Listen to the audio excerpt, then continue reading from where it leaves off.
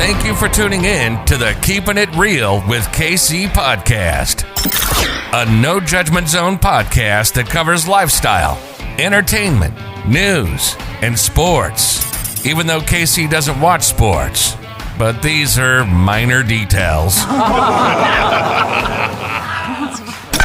By the way, he reads tarot cards too. Yes, I really mean it. He reads tarot cards too. And now, the host you've tuned in for, KC Phoenix. Good morning from Dallas. Of course, I am your host, KC Phoenix, and thank you for returning to the Keeping It Real with KC podcast. All right, just a heads up before I go any further. I know what's my longtime listeners. I know you're like, oh, he's about to say all the podcast platforms. No, what I'm about to say is that the landscaping people are doing their yard work around the property. So yeah, one would think they would wait until about 10. It's not like it's super duper hot outside, but whatever, it's part of recording. So I'm dealing with it. Hopefully they won't get near this area until later. But just a heads up, if you hear any buzzing in the background, that's what's going on. I digress. Now, before I go any further, KIRWKC.com, main podcasting platform. This podcast is carried on Apple, Spotify, Google, iHeartRadio, Pandora, Overcast, Bullhorn, Amazon Music, Audible, and several other podcasting platforms. Please feel free to listen to this podcast on whatever platform is most convenient for you. KIRWKC on all the social media platforms. As for this story, I came across this. Now, I did the thing about the lady breastfeeding the cat allegedly, but I don't believe it was allegedly. I believe it actually happened. If you haven't went to and watch that story or watch that video or listen to the episode via the podcast, then you can listen to it. But yeah, the crazy thing is I meant to do another breastfeeding story, but the cat breastfeeding story had distracted me so much I forgot about the other breastfeeding story, which I still might do it, but I didn't want to do two breastfeeding stories in a row. So I'm on this. And this is an interesting thing because when I came across it, I was like, wow, you don't hear about this that often. Actually, I've never heard of this. So I found this story, and this happened in another country. So let me make that clear too. It happened in India. So if I butcher some names or whatever, because I do have listeners in India as well. If anybody in India hears this episode or watches this video, don't hold it against me. Just bear with me on this. So yeah, this story happened. Title of the story in the article I found: Man declared dead, found alive in mortuary freezer 7 hours later. Yeah, I'm not making this up. So here we go. It says, some facts of life should be self-evident. For example, dead people don't come waltzing out of the mortuary outside of religious texts or horror movies. Recently, though, one Indian man managed to flaunt the laws of nature. He died only so that the hospital staff could pull him out of the mortuary freezer 7 hours later. Shrikesh Kumar, 40 years old, is an electrician from Moradabad in northern India. On November the 18th, he was involved in a serious traffic accident when a speeding motorcycle plowed him down. Although first responders rushed him to a nearby district hospital, the doctors declared there was nothing they could do. That same night, they pronounced Kumar had died from his injuries, reported the Times of India. As per standard procedure, the hospital staff wrapped up his body and wheeled him into a freezer. He was only supposed to come out of there the next day for a post-mortem examination. 7 hours later, Kumar's relatives arrived at the hospital to identify his supposed corpse and authorize his autopsy. Among them was his sister-in-law. I'm pausing because I'm debating on how to pronounce her name right quick. Madhubala Gautam. I believe that's right. Madhubala. Madhubala Gautam. Police wanted 4 family members for signing the paperwork, and I decided to enter the mortuary. I touched his cheeks and called him brother-in-law, she recalled. However, Gautam noticed something strange. Kumar was warm and moving. And as far as she knew, dead people aren't supposed to do that. To my happiness and horror, his cheeks were warm. He was breathing, said Gautam. The moment Gautam noticed that Kumar was still alive, was caught on video. Okay, so this was on video too. Just my listeners and everyone, this was on video. Is that has since been posted on social media. Just a heads up, if you don't want to see the severely injured man, don't click on that link. Okay, yeah, because they have a link in this article. He's not dead at all. In fact, far from it. How did this happen? Gautam exclaims on the video in her native language. Look, he wants to say something. He is breathing.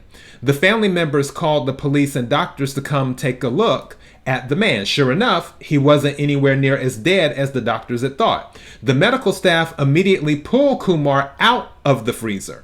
He was transported to the health center in a nearby city in Meerut or Meerut. It's Meerut. So I'll say Meerut.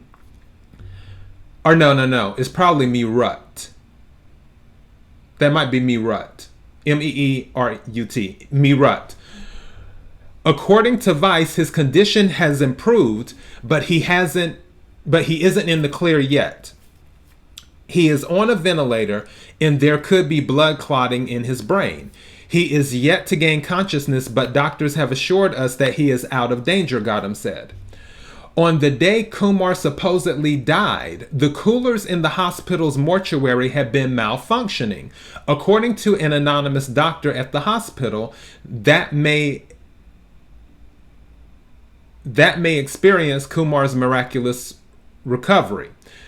As per the guidelines, a body is supposed to be kept in the freezer in order to save it from decaying. The ideal temperature should be below 50 degrees Fahrenheit, the doctor told the Times of India. However, there was an issue of power and the freezer switched on and off. It probably saved the man's life, he added. The electrician's life was spared thanks to an electrical fault. There's a certain irony there. Dr. Shiv Singh, the chief medical superintendent of Morabad, called Kumar's resurrection the rarest of rare cases. According to him, the doctors didn't make a mistake in pronouncing Kumar dead. Singh said that an emergency medical officer had examined him multiple times and hadn't detected a single heartbeat.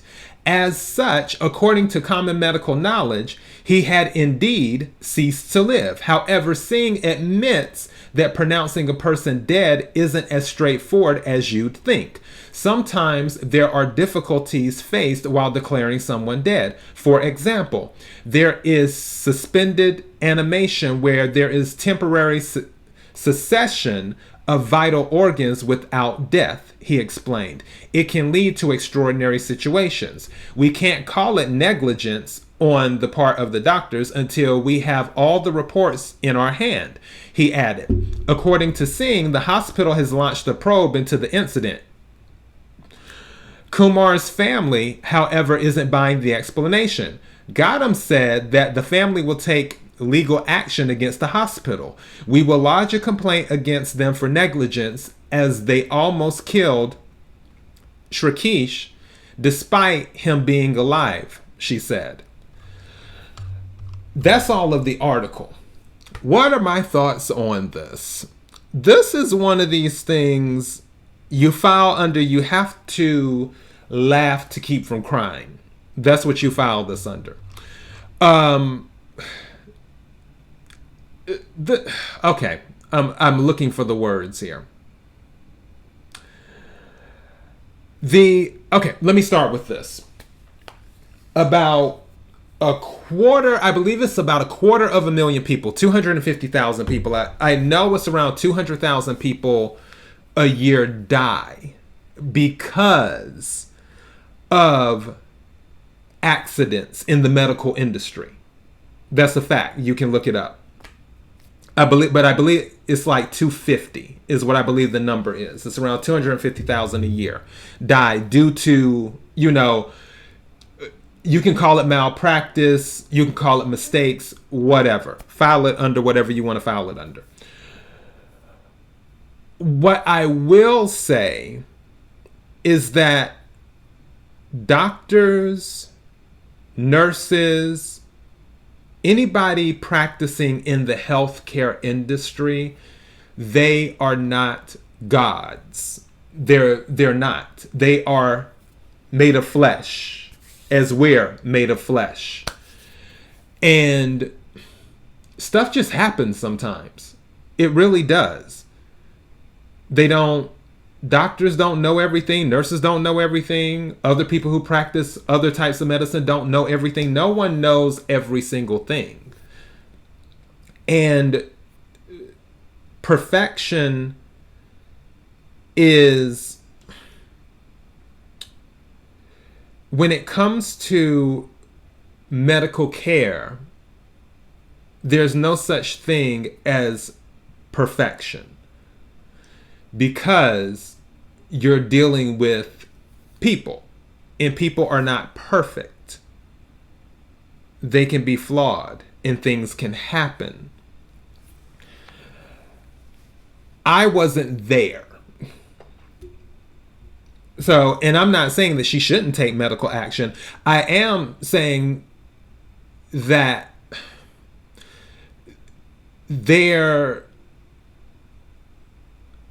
I don't want to say give leeway. I just want to say wait until all the information comes out. I'm that type of person. I'm like, wait until all the information. I had that happen with someone that I know.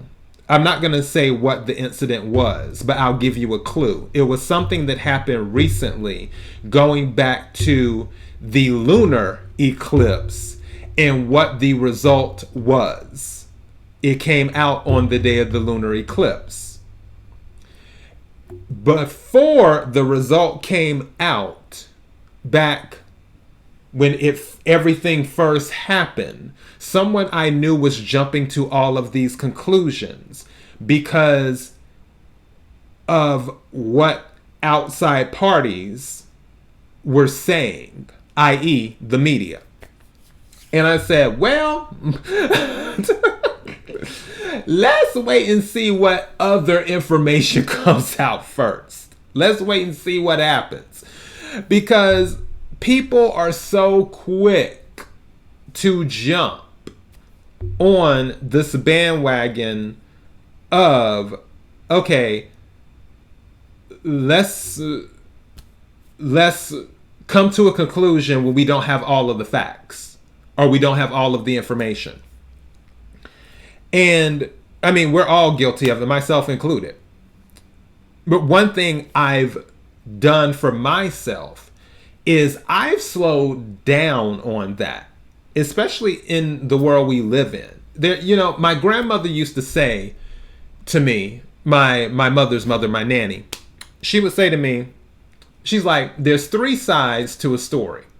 She said, there's your side, there's their side, and there's the Lord's side. She's like, which is also a play off of the saying, there's your side, there's their side, and there's the truth, which of course is the Lord's side. And that's kind of how I attempt, I don't want to say try because I don't like the word try. That is how I attempt to approach things, where there's my side, there's their side, and then, there's the Lord's side, there's the truth. The people in the hospital very well may have done everything they were supposed to do. And he appeared to be dead. He transitioned. But that wasn't the case. There are stories of where people have passed away and transitioned and come back to life. You can look that up. There's stuff like that on YouTube all the time.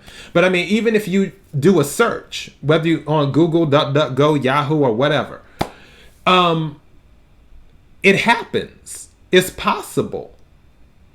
So I'm just curious, me being who I am, what the probe will say. What type of test did they run? I really wish that I knew that process. And I guess I could find out if I really wanted to research it. Because, I mean, anything is available. In the age of the internet, you can find out anything.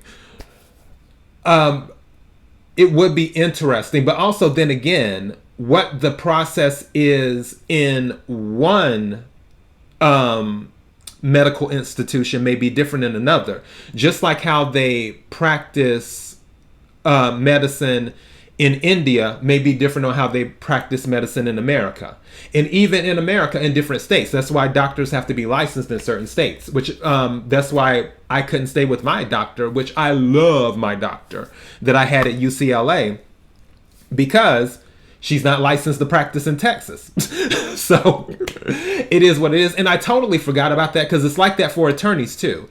If you pass the bar, you have to pass the bar in other states. It's not where it transfers with you, where they have a thing of reciprocity. Usually, if you are licensed to practice in one state, you have to make sure you're licensed to practice in the other state, because the laws may be different.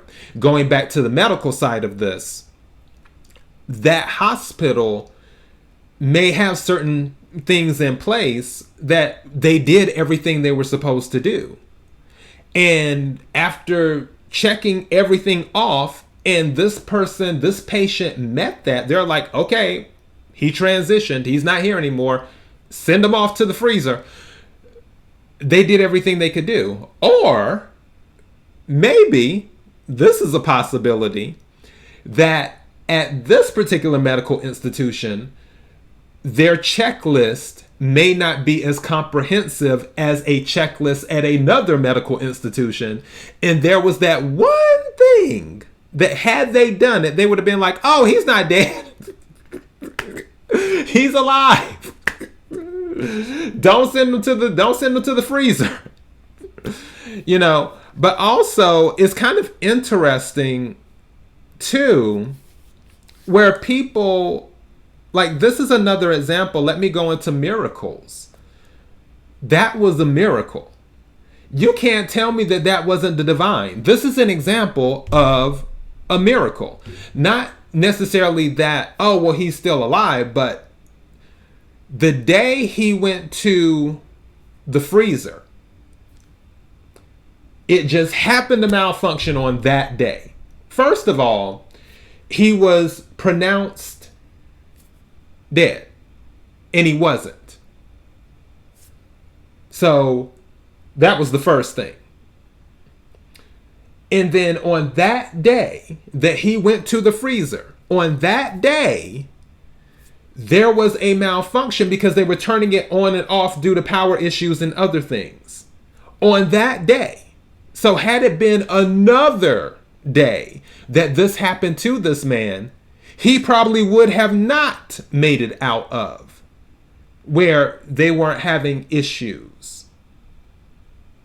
You're going to tell me there wasn't something? That's why I always tell people, like, with the supernatural realm, the spirit realm, you can't tell me there's not something there. That some people will be like, oh, okay, see, that he just got lucky. Really? We're going to file that under luck? There's a song by Dorinda Clark Cole. If you ever get a chance, for those of you who listen to gospel, there's a song by Dorinda Clark Cole. So D-O-R, let's make sure I'm spelling Dorinda's name right. D-O-R-I-N-D-A. Pretty sure I spelled her name right. Dorinda Clark Cole. And the title of the song is Nobody But God. And what the song is talking about is how certain things have happened and you know that it wasn't anybody but God who did it. That was a nobody but God situation. that like on the day he is pronounced dead, but he was still alive and goes to the freezer. The freezer malfunctions that day. And mind you, oh yeah, and then that was the other thing in the article too. Thank you. Where they were supposed to wait, I think it was 24 hours. Hold on, let me scroll back through this. It was something about 24 hours. Usually they wait 24 hours, but they ended up coming in there 4. Let's see. Yeah, that's what it is. It says, as per standard procedure, the hospital staff wrapped his body up and wheeled him into the freezer. He was only supposed to come out of there the next day for a post-mortem examination. 7 hours later, Kumar's relatives arrived. So they were not, his post-mortem examination and so forth, that wasn't, all of that stuff wasn't supposed to happen until the next day.